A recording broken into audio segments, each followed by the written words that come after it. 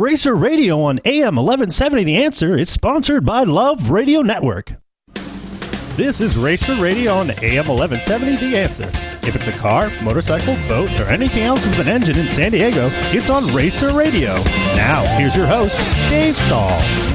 All right, folks, welcome to the third show today, Racer Radio, where we bring young students in that are young kids, drivers, teach them everything they want to know about how to be interviewed and how to handle those tough questions, and talk about your sponsors. Michelle's in the house with me. How you doing, kid? I'm doing great. Glad to be back. We've got Dirt Dude on the line. Hey, Dirt Dude, how's it going? Dirt Dude. Hey, how you guys doing? Hello? Hi, Dirt. How you doing, buddy? Good, man. I got a headset on, so I'm not. If it's not working, let me know, and I'll switch over to the phone. So we can hear you pretty good. Yeah. Okay. It's a little fuzzy, but we got you. Okay. Well, I just gave you an update on how everything went for the racing on Saturday. Yeah, so, you go ahead, and where do you want to start? Well, let's see. We had a pretty good night. We had about 640 people show up. All right. We had about 74 cars, so that's a good car count and a good fan count showed up. Uh-huh.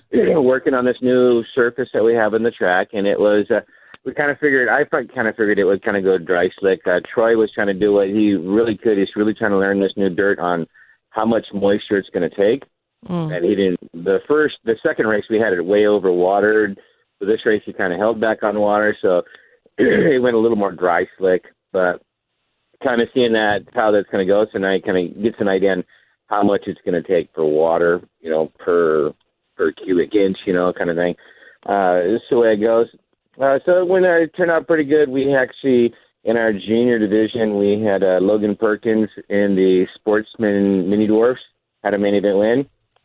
And then Hudson Morris in the Masters, and I'll come back to that kid in just a second. Mm-hmm. And our junior sprints was Caleb Perkins. So the Perkins boys, they won both the main events. Well, the reason I'm going to come back to the other junior driver was we had 5 drivers come out of Yuma, Arizona, 5 junior drivers. So Brody Lopez was in a Sportsman. Hudson Morris came out, and then the driver that came in second was Aiden Figueroa out of Yuma. Ryan Brooks, she came out of Yuma, and Malia Estrada was out of Yuma. So we actually had, 5 kids showed up out of Yuma just to come race our junior division. That's excellent. We go out to the big track now. Pony Stocks were our first ones up. It was a pretty good night for them. They were the first ones out, so they had a pretty good surface to run on. Dennis Taylor got his third main event win, and Russell Staley got his second main event win. So far out of 3 races, so Dennis Taylor's he's won all of them so far, and Russell Staley's won 2 out of the 3. So it's a pretty good, strong run.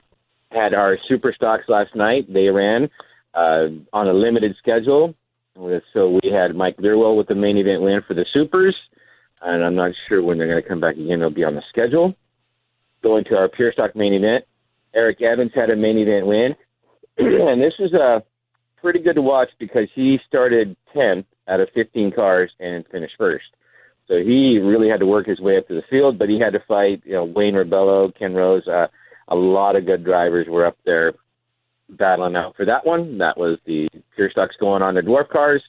Austin Weiland got a pretty much lap pass on the 91 of Ryan O'Connor. It was his birthday. He was leading the whole thing. I mean, this thing was going good, but he had Austin Weiland, John Isabella, Phil Comfer was up there for a little bit. Brittany was up there for a little bit. Brittany was running third for a little while.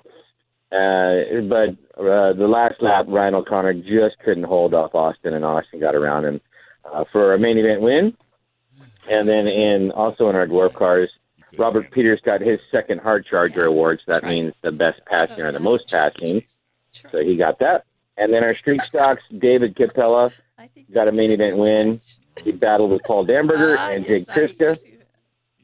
Those guys are brothers, David Capella and Jake Triska, and they both won the heat races, too. So Dave Capella won his heat race, Jake Triska won his heat race, and they got second and third in the main event. So they had a good, strong run.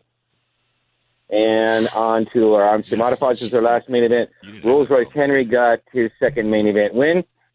He beat PJ Dyke and Cole Dick and Bill Miller from Yuma. Oh, Scott just called. So he is going to – oh, sorry about that. Go ahead. Yeah. That was how the night went, man. Wow. So what's the answer to the dirt?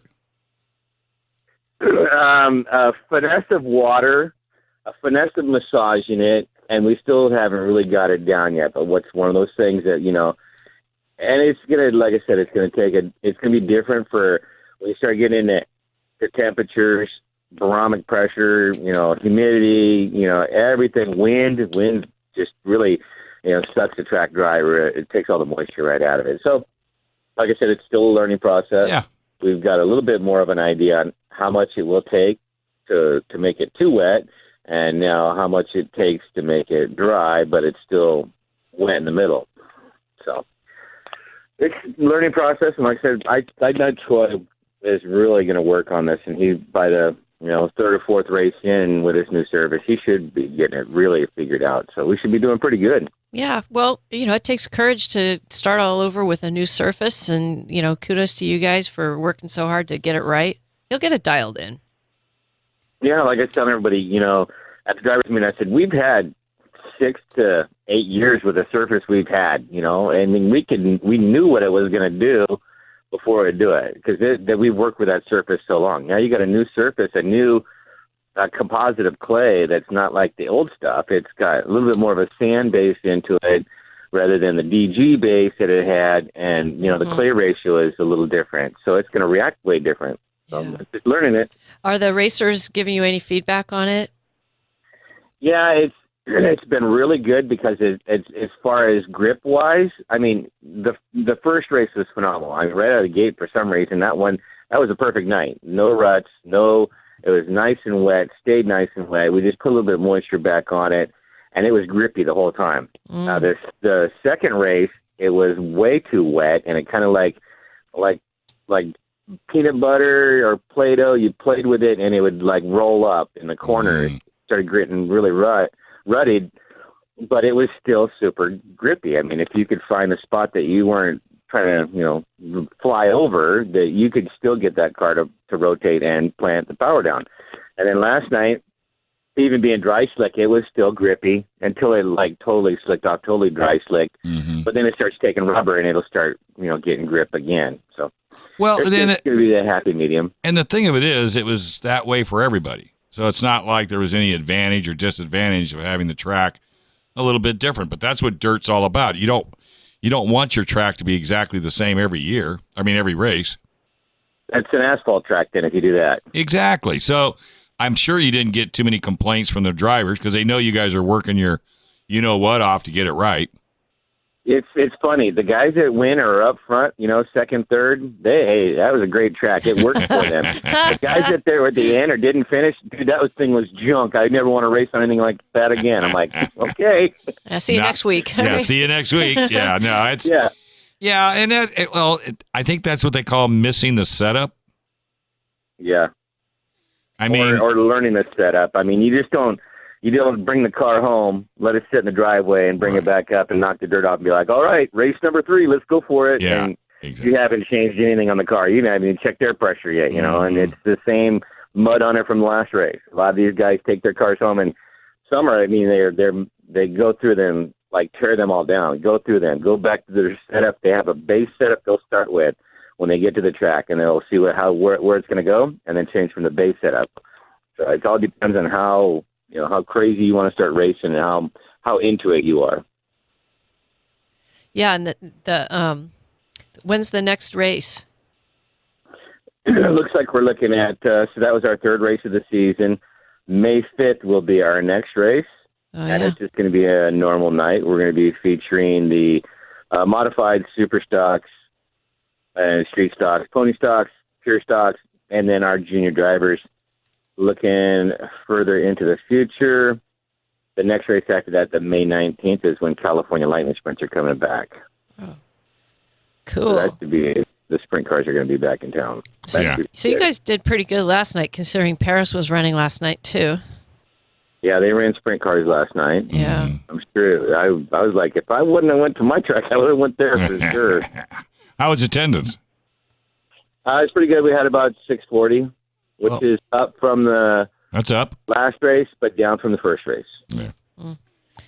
Well, as the weather gets better, you'll probably get more. Yeah. How was the weather last night?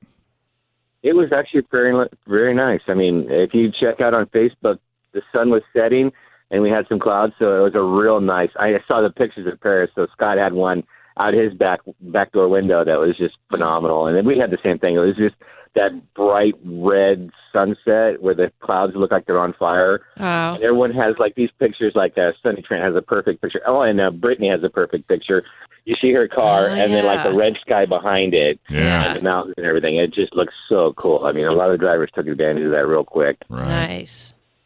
Yeah, that's definitely cool. No doubt. Oh, yeah. I'm looking right now. That's a great shot she sent me. Yeah. Well, like I said, we just got to keep working on it. Those 600 and something that showed up last night should be telling all their friends that, hey, this is a great time had by all. You need to come on out. And $12 for adults, $5 for kids. Can't beat it. Can't beat it. Cannot beat it. All right. So for the website, baronaspeedway.com. Mm-hmm. And we are on Facebook. And if you, where every race now we're trying to do, like if you like our Facebook page, we're putting everyone in a drawing, and someone could win 4 free tickets for the next race. So baronaspeedway.com's baronaspeedway.com. And Facebook page, Barona Speedway, right, Dirt Dude? Yeah. Yep, Barona Speedway on Facebook. And all the drivers and everyone's on it, too. So it's good to just keep up with the drivers and see what they're doing. Absolutely. All right, buddy. Well, hey, thank you very much. Get back to doing whatever you were doing, hopefully relaxing. You're going to try and enjoy my day, yes. Absolutely. All right, buddy. Hey, we're going to take a small break, folks. Remember, baronaspeedway.com, baronaspeedway.com. And as far as Racer Radio is concerned, we have a Facebook page, so go there and like us. We also have a page for You Ought to Know on Facebook, and you can like us there. And both of those, you can message us.